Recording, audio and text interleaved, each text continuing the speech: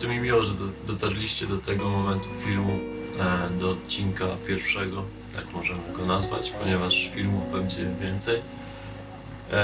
Jak widzicie, samochód jest już w nieco innym stanie rozbiórki i naprawy. Nagrywam to już po paru ładnych dniach. Samochód jest z pewną historią, dosyć trudną, dosyć raczej nieprzyjemną, ale uznałem, że po prostu biorę to na bary i spróbujemy go naprawić. Kupiłem samochód, który miał być sprawny, którym w teorii był fajnym autem, ale po paru kilometrach okazało się, że się gotuje i leci para spod maski na ruchliwej drodze, na czerwonym świetle, czekając na swoją kolej. Okazało się, że jest to uszczelka pod głowicą. Początkowo myślałem, że żeby jakoś z tego wybrnąć, ponieważ zostałem oszukany, więc szukałem rozwiązania, jak można odzyskać pieniądze, albo jak można ten samochód wymienić na inny, czy też nie. Było to kupione od firmy, która zajmuje się sprzedażą aut, od firmy, która zajmuje się też oszukiwaniem ludzi w tym wszystkim.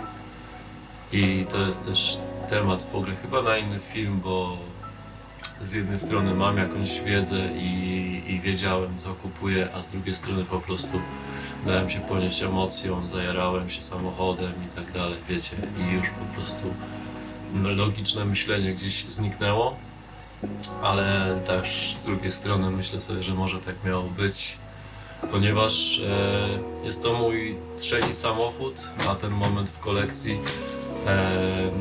Pierwszym jest BMW E36 z 93 roku z silnikiem 1.8. Ogólnie nic specjalnego, natomiast jest to mój pierwszy samochód w życiu i będzie odnawiany. Na pewno będzie o tym też nagrany film, będzie też więcej o tamtym samochodzie. Później kupiłem jedno z najtańszych na OLX-ie E39 z 96 roku z silnikiem 2.0 na pojedynczym banosie.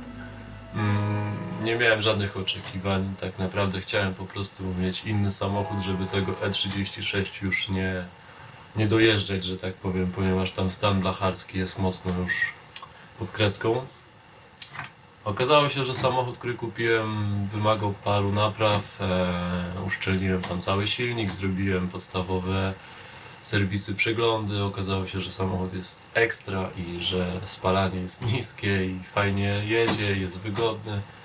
Niestety stała się sytuacja niefortunna i nieszczęśliwa, mianowicie dachowałem tym samochodem.